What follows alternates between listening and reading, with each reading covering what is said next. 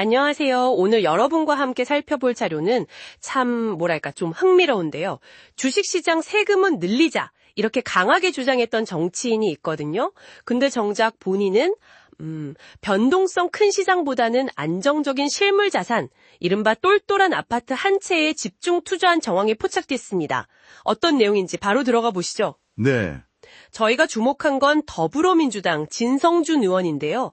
이분의 최근 부동산 투자 내역하고 또 과거 금융정책 관련 발언들, 이걸 좀 비교해 보려고 합니다. 네. 저희가 이제 공직자 재산 공개 내역이라든지 등기부등본 기록, 또 과거 발언 자료들, 이런 걸 토대로 좀 객관적으로 살펴보려고 합니다. 그렇죠. 특히 이제 진 의원의 개인적인 투자 결정하고 본인이 앞장서서 추진했던 공공정책 사이에 어떤 관계가 있을까?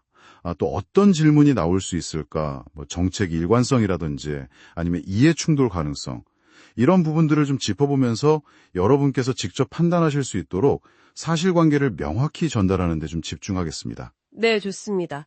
그럼 일단 사건의 시작부터 볼까요? 작년 2024년 8월입니다. 진 의원이 자기 지역구죠. 서울 강서구의 아파트를 한 채 삽니다. 크기가 134.94제곱미터, 꽤 크죠. 부부 공동명의고요. 매매가가 11억 6천만 원이었어요. 네, 11억 6천. 그럼 이 돈을 어떻게 마련했냐? 이게 중요하잖아요. 그렇죠. 자료를 보니까 그야말로 영끌입니다. 영혼까지 끌어모았다. 일단 기존에 살던 경기도 고양시 아파트를 팔았어요. 그게 5억 8천만 원? 네, 거기에다가 전세 보증금 받은 거 4억 3천만 원. 그것만 해도 벌써 10억이 넘는데 거기다 부부 예금까지 상당히 줄였습니다. 본인 예금이 5천만 원 이상, 배우자 예금은 1억 넘게 줄었고 예금 팔고 대출까지 받아서 산 거죠. 본인은 자택 구입으로 인한 변동이다 이렇게만 설명했고요. 근데 참 아이러니한 지점은요. 이 아파트를 매수한 시점, 이게 진 의원이 금융투자소득세, 그러니까 금투세 도입을 아주 강하게 밀어붙이던 때랑 딱 겹친다는 겁니다. 금투세요? 그거 말 많았잖아요. 연간 5천만 원 이상 주식 투자 소득에 과세하는 거. 네, 맞습니다. 그때 진 의원이 뭐라고 했냐면 금투세가 1,400만 개미 투자자를 위한 제도다. 심지어 증시에 미치는 영향도 없다. 이렇게 단언했었거든요. 그랬었죠. 근데 왜 개인 투자자들 반발이 엄청나서 결국 폐지되지 않았습니까? 네, 폐지됐죠. 근데 그 이후에도 포기하지 않고 대주주 양도소득세 과세 기준 있잖아요. 이걸 기존 50억 원에서 10억 원으로 낮춰야 한다. 이렇게 계속 주장했어요. 10억 원으로요? 그 기준을 확 낮춰서 과세 대상을 엄청 넓히자는 거네요. 그렇죠. 그러니까 주식 투자에 대한 세금 부담을 늘려야 한다. 이 입장이 아주 확고했던 거죠. 아니 근데 그렇게 주식 세금을 강조하던 분이 정작 본인은 거액을, 그것도 대출까지 받아서 투자한 곳이 아파트라는 거잖아요. 네, 바로 그겁니다.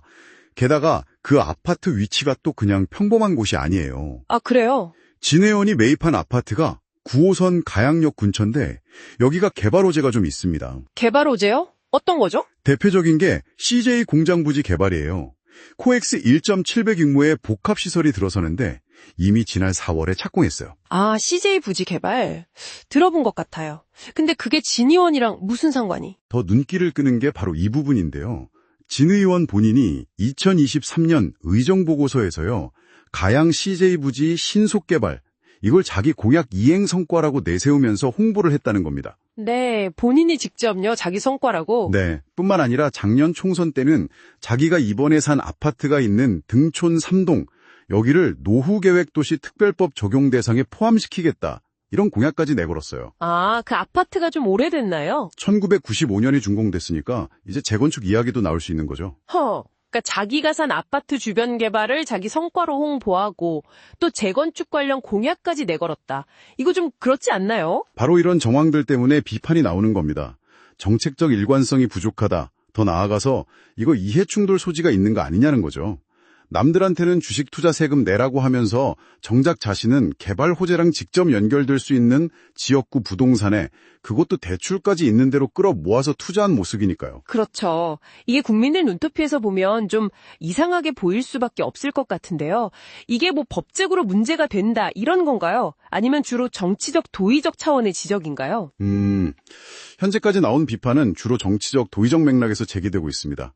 법적인 문제를 단정하긴 어렵지만 자신의 정책적 입장과 좀 상반돼 보이는 개인의 투자 행태, 그리고 그 투자가 본인이 직접 공약하고 성과로 내세운 개발 계획과 연관될 수 있다는 점, 이런 부분에서 공직자로서의 처신에 대한 비판이 좀 집중되는 거죠. 하긴 뭐 그런 논란이 다시 불거졌던 지난 2일에는 코스피 지수가 거의 4% 가까이 급락하기도 했었죠. 맞습니다.